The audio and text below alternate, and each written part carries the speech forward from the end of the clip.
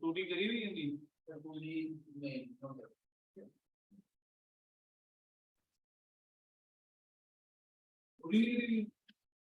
तो मैंने भी मैंने तो बोल करा है करते हैं एनसीईआरटी से 11 क्योंकि मेरी ना कम्युनिकेशन की बेसिकली नहीं क्लियर सर अब कम्युनिकेशन पढ़ा मुझे टू डी पता हो तो दिक्कत आएगी तो स्लोप्स का नहीं पता स्लोप्स का नहीं पता सर टू डी नहीं करेगा तो सर टू डी भी करनी पड़ेगी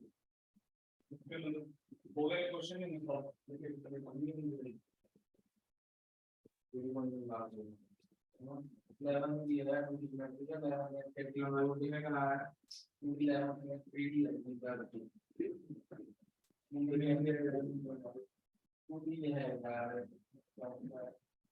एक देखना यार आपने टू डी याद नहीं है टू डी कौन सी बात भाई कौन सी बात में घूम रही थी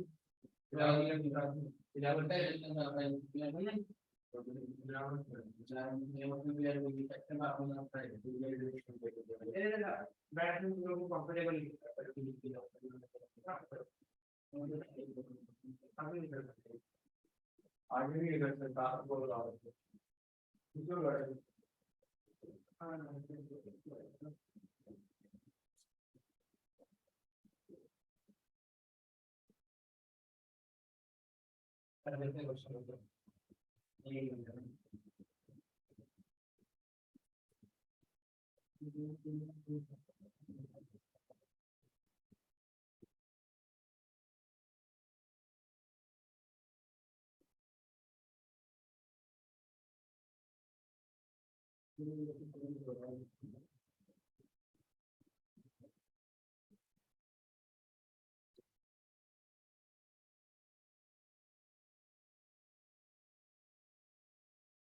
Hello, we have Harshdeep, Tarun, and Manpreet.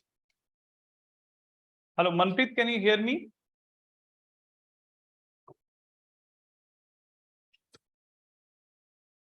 Tarun, Arun, Harshdeep. Yes, sir. Good evening, sir. Good evening. Good evening. Okay, fine. क्या करना है आज? किसके? आप एक काम करो और 2D नहीं करिए तो कोनिक में दिक्कत आनी है तुम्हें, ठीक है? राइट? आपके भी यहाँ नोट्स नहीं है?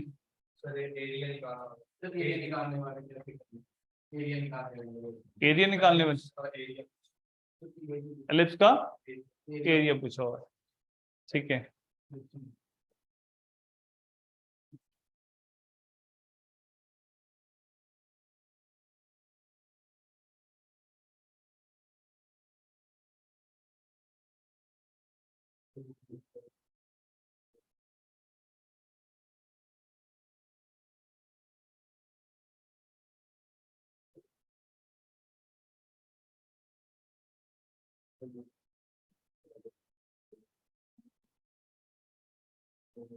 हाँ जी,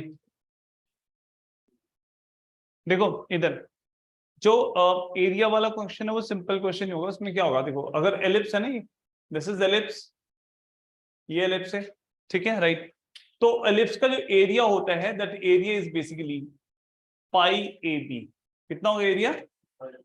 पाई ए बी। बस कुछ खास करने की जरूरत नहीं है उससे। A is the half of the major axis, B is the half of the minor axis. So answer comes out to be pi into AB. Is it clear? Yes. Done for all? ठीक है? कैसे? क्या question है? Question बोलो, बताओ। Question number 43। Question number 43 क्या, देखो line 2x is equal to 2y is equal to 3x plus 12 and 4y is equal to 3x square. ठीक है, ये दो लाइन है, 2y is equal to 3x plus 12, 4y is equal to 3x square, ये दो line है, ठीक है?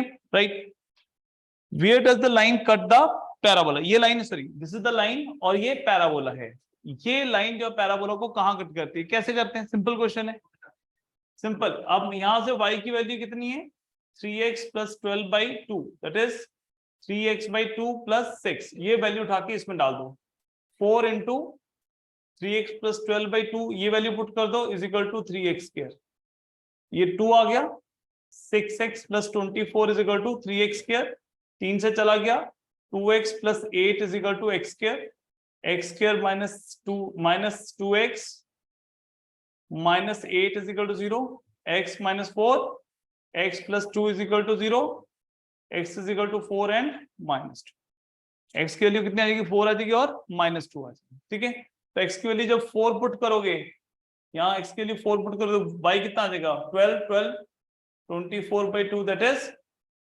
12, तो पॉइंट आ गया 4 एंड 12।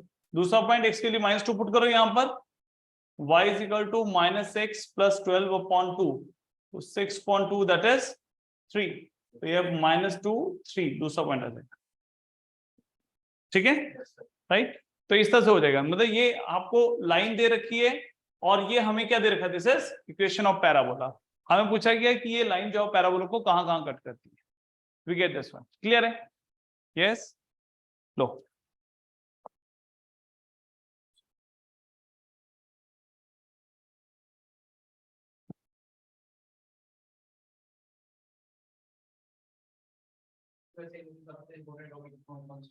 हाँ चलो, सबसे इंपॉर्टेंट टॉपिक अगर हम बात करें, ठीक है, one of the topic will be your 3D, ठीक है, and other one will be vector algebra, ठीक है। 3D पे चलें, should we move on to 3D, ठीक है। 3 डायमेंशनल ज्योमेट्री में क्या होगा, जब 3 डायमेंशनल ज्योमेट्री की बात कर रहे हैं, ठीक है राइट, तो here what we get, we have this is x-axis, this is y-axis and this is z-axis, ये x-axis, ये y-axis और ये z-axis है, राइट। अब इसमें क्या है देखो, जब नॉर्मली हम 2D में पॉइंट लेते थे, जैसे 2 - 1 ऐसे पॉइंट ले लेते, तो x कोऑर्डिनेट 2 होता था, y कोऑर्डिनेट -1 होता है। 3D में क्या होगा, ये तीनों एक्सिस मतलब x एक्सिस, y एक्सिस और z एक्सिस, तीनों के लॉन्ग जो है वो पॉइंट की कोई ना कोई डिस्टेंस होगी। तो सपोज यहां पर पॉइंट P है 2 3 5, सपोज ये पॉइंट गिवन है, ठीक है राइट। तो अब अल्टीमेटली ये पॉइंट कहां पर है, ये जो है this is called xy plane, ये पॉइंट P xy प्लेन में नहीं है, ये पॉइंट P है this is not in xy plane, ये पॉइंट P कहां पर है, P is somewhere in the space, ठीक है। तो अब ये इस तरह से आप इमेजिन करो, जैसे ये x एक्सिस, ये y एक्सिस और z एक्सिस है, तो पॉइंट यहां पर है, यहां से नीचे को परपेंडिकुलर ड्रॉ करोगे, ठीक है, तो यहां से लेके नीचे तक की डिस्टेंस वो z एक्सिस के लॉन्ग होगी या y एक्सिस के लॉन्ग होगी, यहां वो y है तो y के लॉन्ग होगी। तो यहां से अगर मैं परपेंडिकुलर प्लॉट करूं तो यहां तक भी परपेंडिकुलर होगा, सपोज ये नीचे आता है, इसके बिल्कुल नीचे ये पॉइंट है, तो ये जो हाइट है, ये डिस्टेंस है, that distance is going to be how much, that is, बोलो, ये y एक्सिस के लॉन्ग है, that is going to be 3 units, ठीक है। यहां से अगर मैं x एक्सिस के ऊपर परपेंडिकुलर डिस्टेंस निकालूं या फिर सपोज z एक्सिस के ऊपर परपेंडिकुलर डिस्टेंस निकालूं, तो ये जो डिस्टेंस है, this distance will be this one, ये डिस्टेंस ऐसे हो जाएगी, ठीक है, ये डिस्टेंस बराबर होगी, this distance is going to be that is 2 units, और ये जो डिस्टेंस है दिस यूनिट्स, ये किसके लॉन्ग है, z एक्सिस के लॉन्ग, ये डिस्टेंस कितनी होगी, दैट इज 5। समझ के बाद एक चीज देखो, ये जो 3D में हम क्वेश्चन को कर रहे हैं, तो ये बेसिकली व्हाट हैपेंस, ये जो है हमारे पास एक xy प्लेन बन जाता है, एक yz प्लेन बन जाता है, और एक क्या प्लेन बन जाता है, zx प्लेन, xy yz और zx प्लेन बन जाता है, 3 प्लेन बन गए हमारे पास, ठीक है राइट। अब अगर कोई पॉइंट 2 3 5 है, ये xy प्लेन से कितनी डिस्टेंस के ऊपर होगा, ये 5 यूनिट्स, ये बात समझ में आ रही, yz प्लेन से कितने डिस्टेंस के ऊपर होगा, ये 2 यूनिट, और xz प्लेन से कितने डिस्टेंस के ऊपर होगा, ठीक है, distance from the different planes. Clear है ये बात? डन।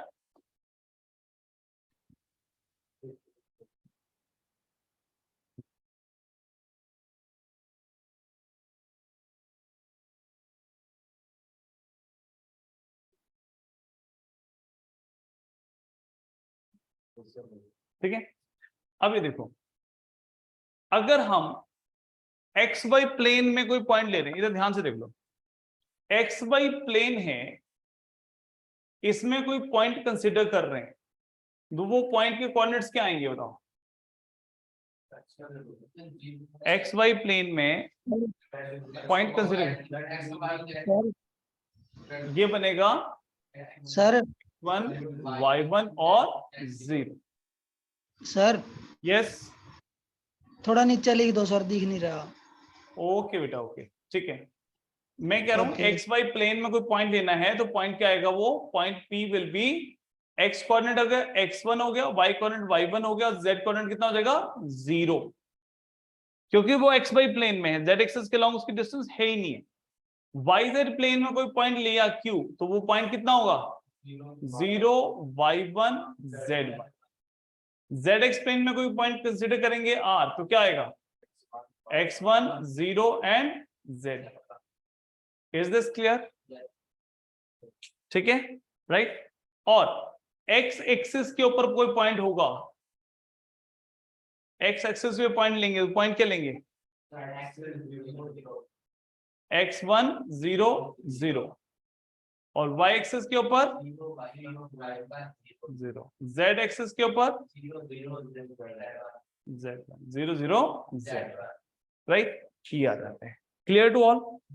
कोई डाउट कंफ्यूजन है इसमें? तो डन। चलो,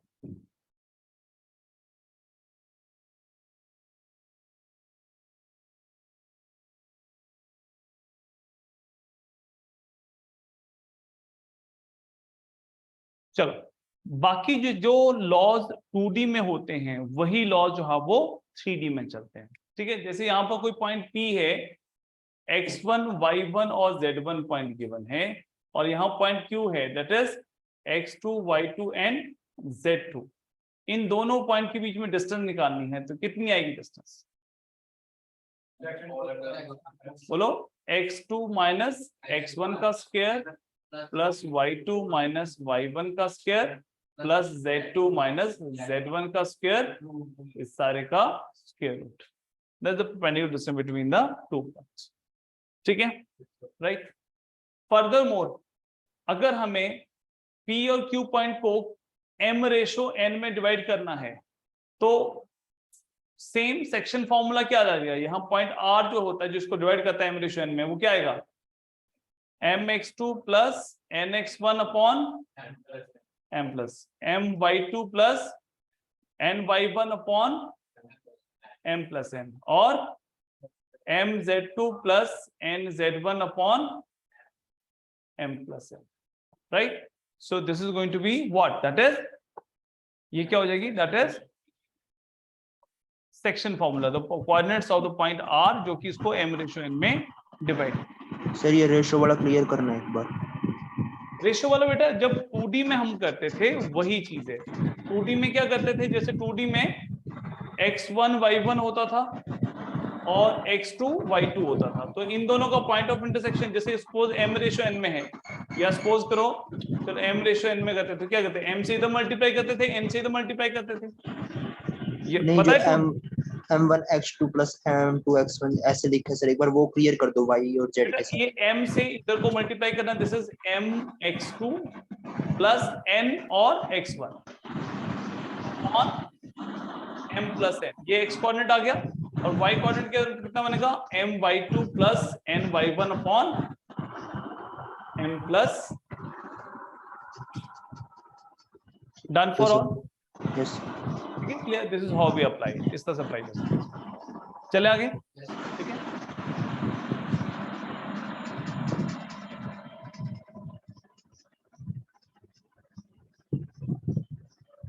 चलो, ठीक है, तो मूविंग अहेड, ठीक है।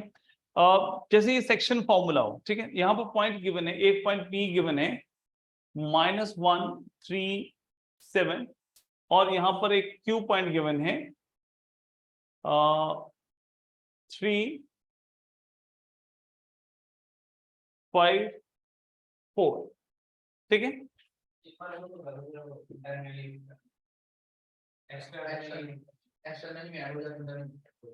चलो ये पी क्यू पॉइंट है, आते हैं हम उसके ऊपर। एक्सटर्नल इंटरनल पता है आपको, नहीं पता है? चलो देखो, चलो इसको देख लो। मैं इससे पहले, एक इंटरनल डिवीजन होती है, एक्सटर्नल डिवीजन होती है, पता है क्या होती है? सपोज P और Q पॉइंट हैं, इन दोनों के बीच में, सपोज दिस इज P, ये P है और here point we have Q। यहाँ पर कोई पॉइंट R आ गया जो इसको 2:3 में डिवाइड कर रहा है, तो हम लिखेंगे PR upon RQ, that is 2/3। ये कितना बन जाता है? That is 2/3। तो this is called internal division.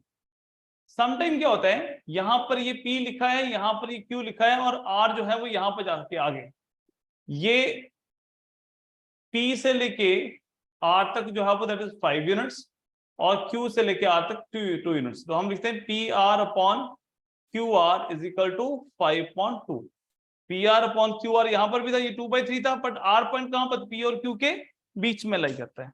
यहां पर R जो है वो इस लाइन के ऊपर, इस लाइन को एक्सटेंड करने पर बाहर लाई करता है।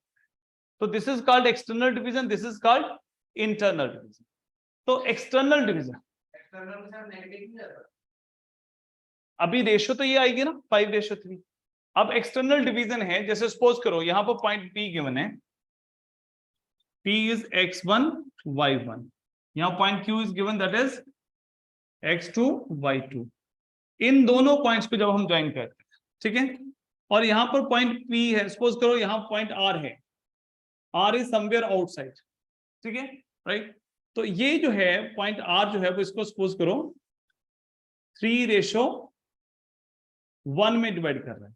तो हम क्या करते हैं, 3:1 लिखते हैं, 3 से इधर मल्टीप्लाई करेंगे, 1 से इधर मल्टीप्लाई करेंगे, तो 3x2 और ये 1 ऐसे मल्टीप्लाई होगा 1x1, बट बीच में क्या होगा? माइनस, और नीचे 3 - 1, 3y2 माइनस y1, 1 इधर गया, y1 अपॉन 3 - 1। प्रैक्टिकली जब हम इनको लिखते हैं तो ये बन जाता है एक्सटर्नल डिवीजन के लिए, ये P है, x1 y1 है और x2 y2 जो है वो that is another point Q। बाहर कोई पॉइंट लाई करता है से R, जो इसको m/n में डिवाइड करता है एक्सटर्नली, तो ये बन जाएगा mx2 minus sir nx1 upon m-n और my2 minus ny1 upon m-n, ठीक है, राइट।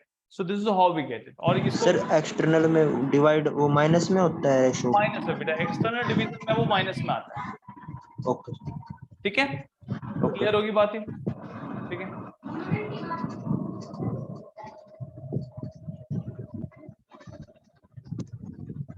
चलो हम ये क्वेश्चन करने लगे थे, ये क्वेश्चन, ये P और Q यहां पर लिखे हुए हैं। माय पॉइंट इज, मेरा पॉइंट क्या है, यहां पर P एंड Q है। इन what ratio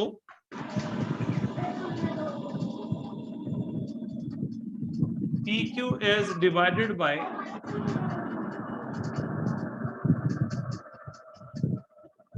y xz plane।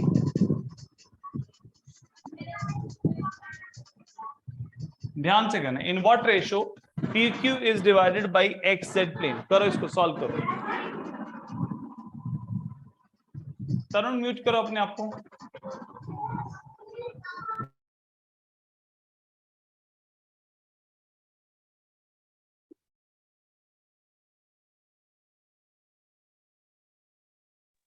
Sir Q के पॉइंट्स क्या राइट किए हैं? It is 3, 5 and 4।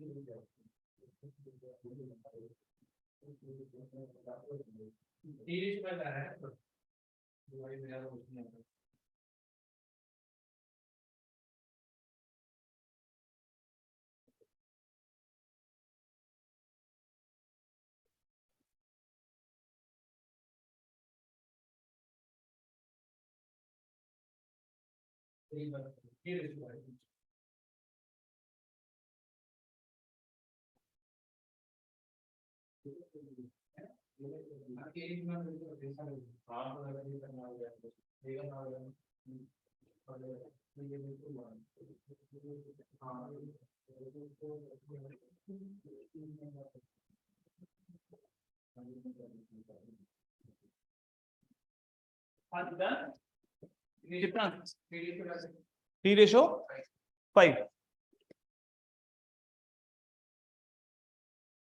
क्या करेंगे हम? सपोज करो यहाँ पॉइंट आर आ गया जिसको k/1 में डिवाइड करता है, k से इधर मल्टीप्लाई करेंगे 1 से इधर मल्टीप्लाई करेंगे।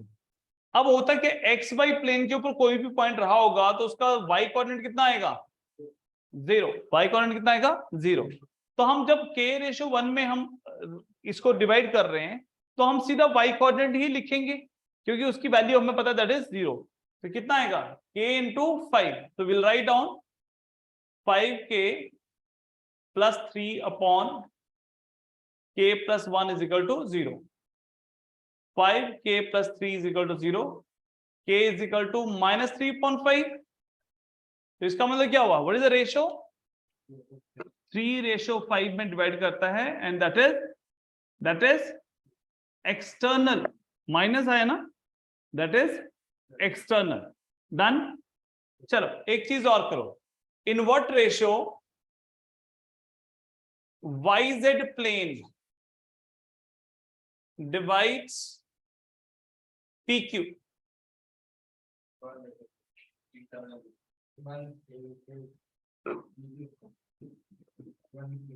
कितना आएगा? 1:3 इंटरनली एक्सटर्नली?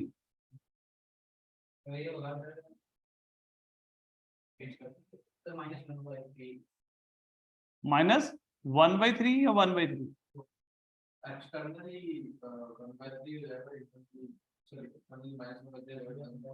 k की वैल्यू कितनी आ रही है? 1/3। तो इसका मतलब it divides internally in 1:3। Clear है बात? ओके। और अगर हम बात करें YZ XZ प्लेन की, ये 1:3 था ना, और XY प्लेन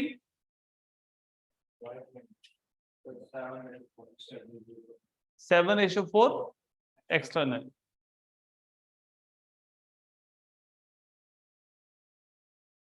आप इन पॉइंट से आंसर निकाल सकते हो?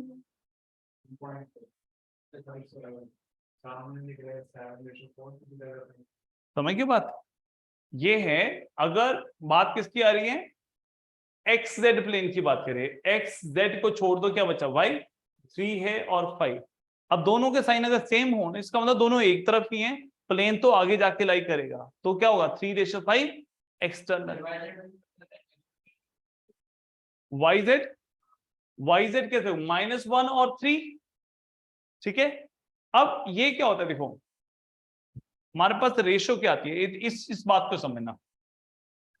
अगर ये 3 है, y कोऑर्डिनेट 3 है और y कोऑर्डिनेट 5 है, इसको y एक्सिस कहां पर कट करेगी बताओ? y कोऑर्डिनेट कितना है यहाँ पर? 3, और y कोऑर्डिनेट दूसरे पॉइंट कितना है? 5। तो z एक्सिस y एक्सिस कहां कट करेगी? इंटरनली या एक्सटर्नली? ये दोनों एक तरफ ही है ना, ये दोनों एक तरफ है, तो y एक्सिस कॉर्नर पे चली जाएगी किसी एक साइड के ऊपर, तो कैसे कट करेगी? एक्सटर्नली। जब अब मैं x एक्सिस की बात करता हूँ, x एक्सिस कैसे कट करेगी, या सॉरी हम बात करते हैं वाई जेड प्लेन की, वाई जेड प्लेन कैसे कट करेगा? -1 है और 3 है, बट -1 का मतलब क्या हो, वो एक्सिस के प्लेन के एक तरफ है और 3 प्लेन के दूसरी तरफ है, तो वो पॉइंट बीच में आएगा, that ratio will be 1:3, right. वैसे ही अगर हम y xy प्लेन की बात करें तो कितना हुआ? 7 और 4 सेम साइन है दोनों का, तो दे विल बी एक्सटर्नली 7:4 में डिवाइड करेगा। समझ में आया बात कि नहीं?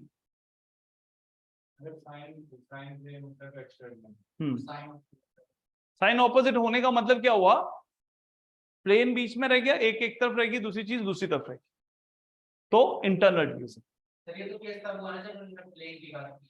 हाँ, अगर बिना प्लेन और क्या? पॉइंट दिया हुआ तो पॉइंट ये तो पॉइंट आ जाएगा फिर k/1 में करना पॉइंट। क्यों वाली चीज़ अप्लाई है? हाँ, ये प्लेन के केस में अप्लाई करोगे, प्लेन हो जाए ये लाइन हो तब अप्लाई कर सकते हो, ठीक है।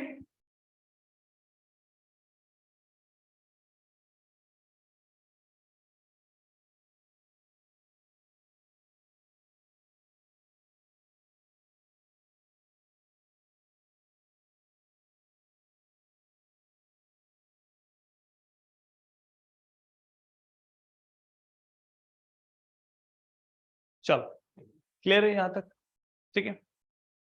सिमिलरली जैसे हम बात करते हैं सेंट्रॉइड निकाल सकते हैं, सेंट्रॉइड कैसे निकालेंगे? वो Z बस Z का हो रहा है। अगर P पॉइंट है और ये Q पॉइंट है, दिस इज x1 y1 और z1 है, और x2 y2 और z2 है, राइट। तो इन दोनों का मिड पॉइंट कितना आएगा? x1 + x2/2, y1 + y2/2, z1 + z2/2। और यहां पर अगर सपोज एक ट्राइंगल बन रही है, यहां पर r भी है, x3 y3 और z3, तो उस केस में क्या आएगा? सेंट्रॉइड कितना आ जाएगा? That is x1 + x2 + x3/3, y1 + y2 + y3/3, z1 + z2 + z3/3। Clear है? This is going to be centroid. Clear है?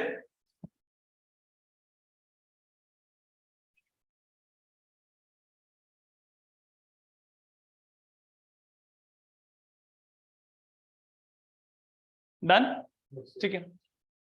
मूविंग अहेड, अगर हम इसकी बात करें, कोऑर्डिनेट सिस्टम की बात करें, मोर और लेस मतलब यही चीजें हैं कवर करने के लिए, ठीक है, राइट। डिस्टेंस हो गया, सेंट्रॉइड हो गया, ठीक है, डिस्टेंस फॉर्मूला हो गया, ठीक है। These are the thing that can be worked upon. Clear है? अभी तक जो किया वो क्लियर है, ठीक है। After this we move on to the concept of lines, ठीक है, कंसेप्ट ऑफ लाइंस, ठीक है। क्लियर है? ऑनलाइन वाले बेटा क्लियर है जहां तक किया हमने? Yes sir. ठीक है। तो देखो लाइन में क्या चीज होती है, जब हम लाइन का कंसेप्ट पढ़ते हैं,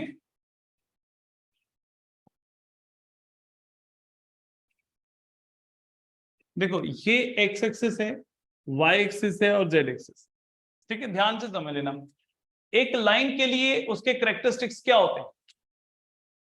एक लाइन है, उसके कैरेक्टरिस्टिक्स क्या होंगे? बोलो। हाँ, यस, क्या होगा? एक होती है, एक होता है पॉइंट, और दूसरा क्या होता है? डायरेक्शन। एक पॉइंट होता है, दूसरा क्या है? Direction. One is point, other one is direction. देखो डायरेक्शन क्या होती है किसी लाइन की, हम 2D में कैसे निकालते हैं?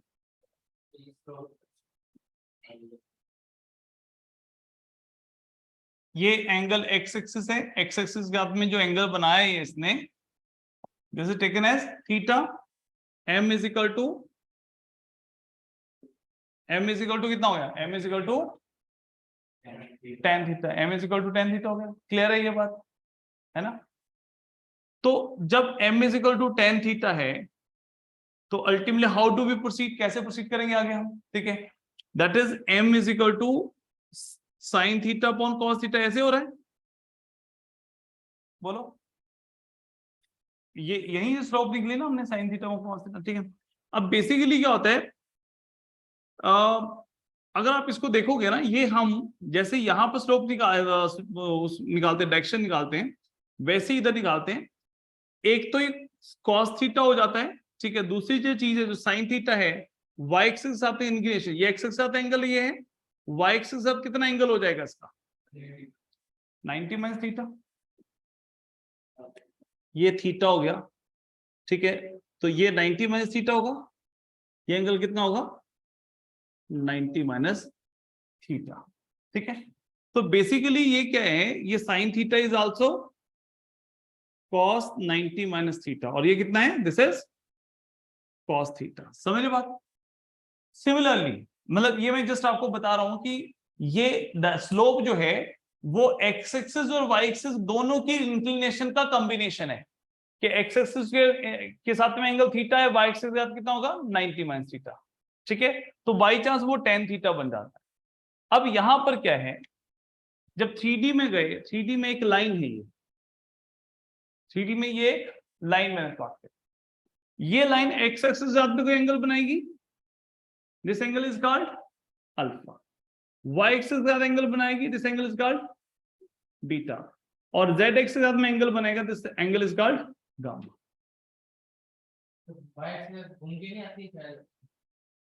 कैसे, वाई एक्सिस से स्टार्ट होगी और कहां पर जाएगी, ये लाइन, ये सपोज ओ पी लाइन है, इसको समझो, समझ लो लाइन है कहां पर। एंटी क्लॉकवाइज क्लॉकवाइज का कंसेप्ट तो बाद में बात करेंगे। देखो ये है एक्सेस, ये आप ऐसे इमेजिन करो, ये एक्स एक्सेस, ये वाई एक्सेस, और ये क्या है, दिस इज जेड एक्सेस। ये लाइन ये ऐसे है, this is not in plane, कैसे, ये 3D में, और positive direction of X axis, Y axis और जेड एक्सिस उनके हाथ में एंगल हमने में ये करना है, ठीक है। तो अब ये जो एंगल है alpha angle plus beta, alpha plus beta कितना दिख रहा है आपको ना, हमें पता ही नहीं कितना है, हमें नहीं पता, स्पेस में। आप ये समझो, ये देखो, ये कॉर्नर है ना, इस कॉर्नर से एक लाइन निकली है ऐसे, अब उसकी इंक्लिनेशन उसके साथ में, इसके साथ में क्या होगी, वो वेरी कर सकती है, कोई सम फिक्स नहीं है, इनका सम जो है वो फिक्स नहीं है, ठीक है। सपोज ये लाइन जो है वो एक्स एक्सिस के अलोंग ही हो जाएगी, तो कितनी हो जाएगी, तो एक्स के साथ में अल्फा 0 हो जाएगा, वाई के साथ में अल्फा बीटा जो है वो 90 हो जाएगा, तो उसके इसमें अल्फा प्लस बीटा 90 डिग्री हो गया।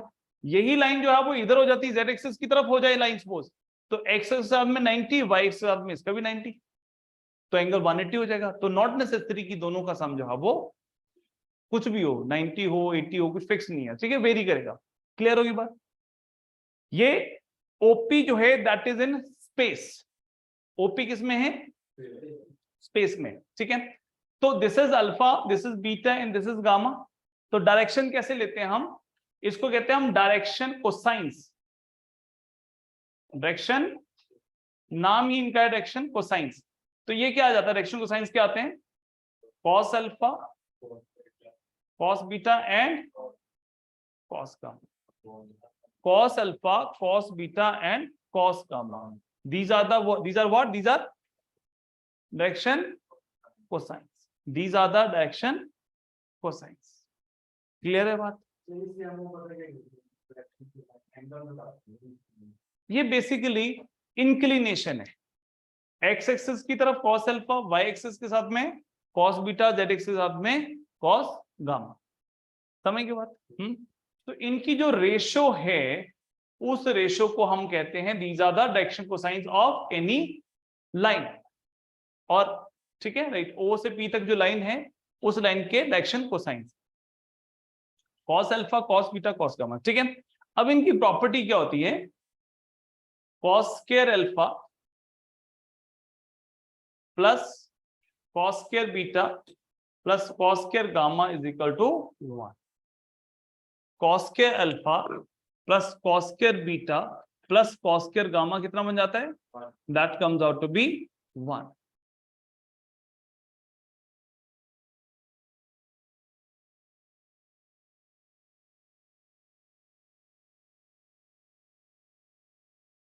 ठीक है, cos square alpha plus cos square beta plus cos square gamma will come out to be what, that is 1। ठीक है, अब अल्फा बीटा दो एंगल दे रखे, तीसरा एंगल निकाल सकते हैं, निकालो जरा। Alpha is given to be 45 degree, beta is given to 60 degree, what is gamma? दो एंगल दिए हैं, alpha is equal to 45 degree and beta is equal to 60 degree, gamma is equal to what?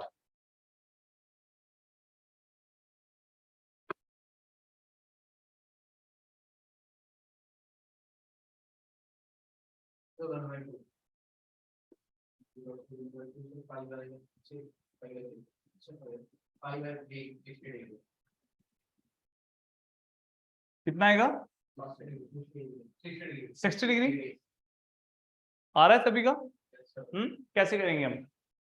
ये आ गया cos square alpha cos square 45 कितना हो गया? 1/2। cos square beta कितना हो गया? ये √3/2 दैट इज 3/4।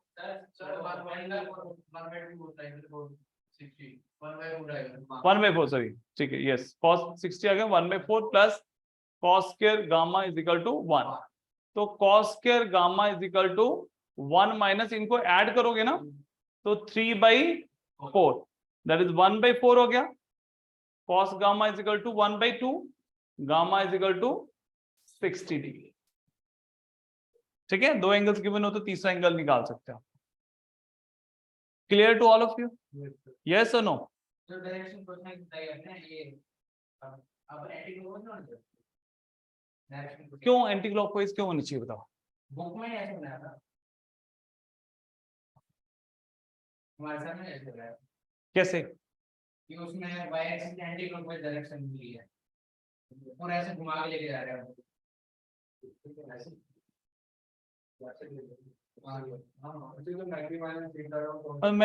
मैं आपकी बात नहीं समझ रहा हूँ। सर बस इतना कह रहा है कि क्लॉकवाइज डायरेक्शन नहीं लेते हम माइनस बीटा होना चाहिए एंटी क्लॉकवाइज मतलब तो बीटा हो जाएगा क्योंकि एंटी क्लॉकवाइज लेते हैं ना तब एंगल देखो मतलब जब भी एंगल में करते हैं हम कैसे कहां से शुरू करते हैं? देखो वाई एक्सिस को से पॉजिटिव वाई एक्सिस से हम लाइन की तरफ जाएंगे, ठीक है, राइट? डिपेंड करता है लाइन कहां पर है। अगर line X Y Z plane यहां पर है, ठीक है, लाइन इस तरफ है, ये वाई एक्सिस है, ये एक्स एक्सिस है, ठीक है, तो एक्स एक्सिस से एक्स से यहां तक गए हैं और वाई एक्सिस से यहां तक जाएंगे। इसमें मतलब नेगेटिव वाई एक्सिस या एंटी क्लॉकवाइज का कोई कंसेप्ट लगता ही नहीं है। कैसे करोगे बताओ मुझे?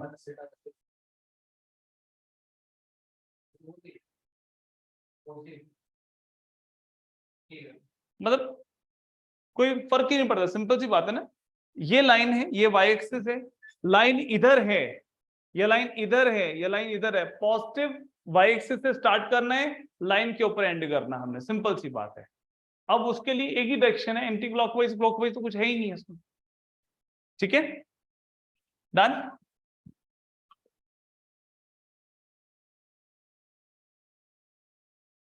अब देखो डायरेक्शन कोसाइन जो हैं और एक होते हैं डायरेक्शन रेशियो।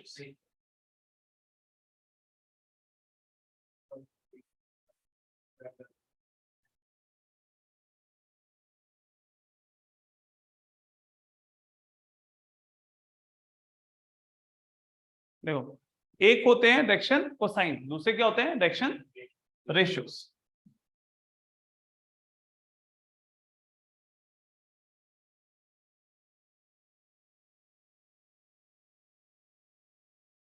डायरेक्शन कोसाइंस जब भी हम लिखते हैं तो इनमें क्या होता है, जैसे अगर हम देखें डायरेक्शन कोसाइंस की बात कर रहे हैं तो जैसे हमने यहां लिखा था, अभी लिखा था 1/2, 1/4 और 1/√2, या फिर यहां पे लिख देते हैं 1/2 प्लस 1/2, 1/3 प्लस 1/6।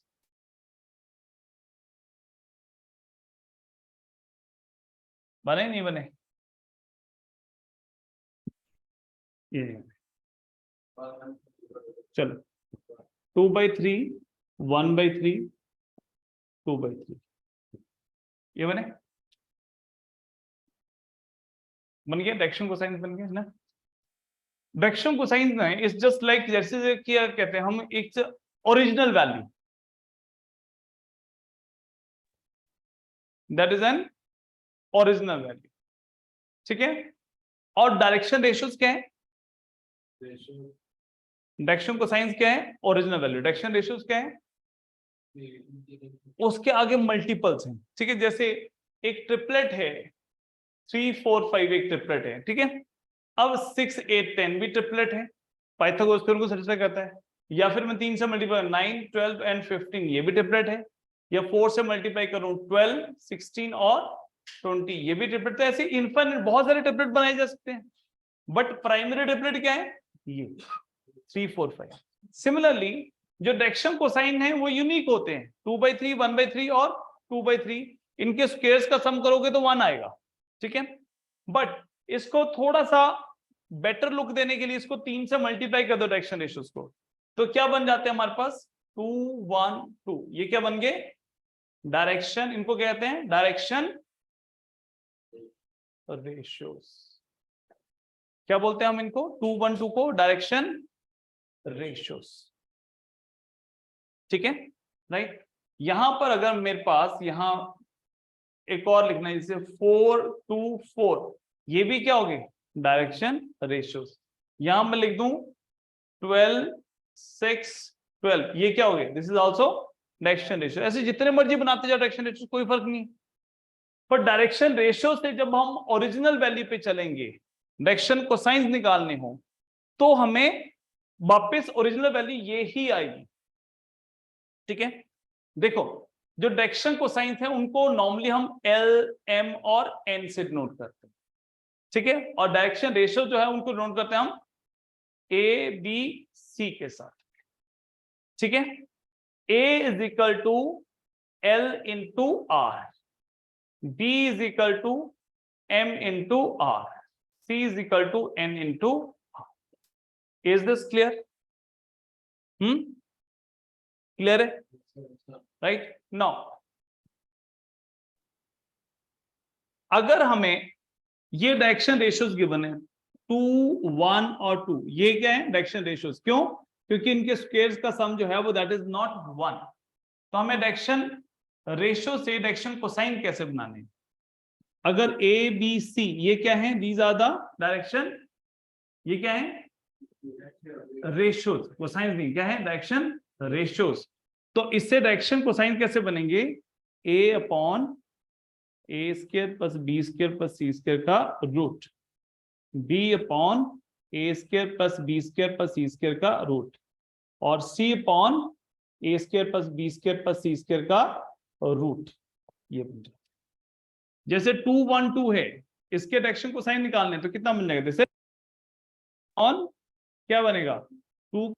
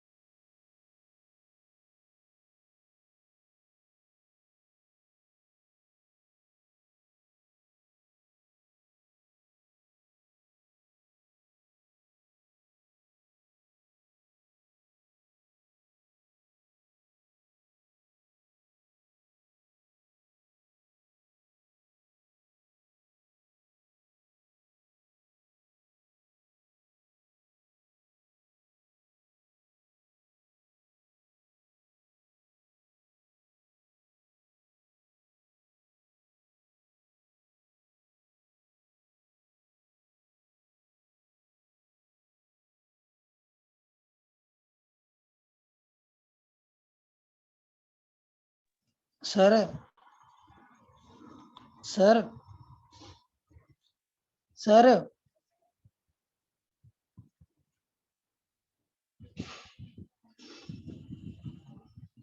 आवाज नहीं आ रही है सर आपकी।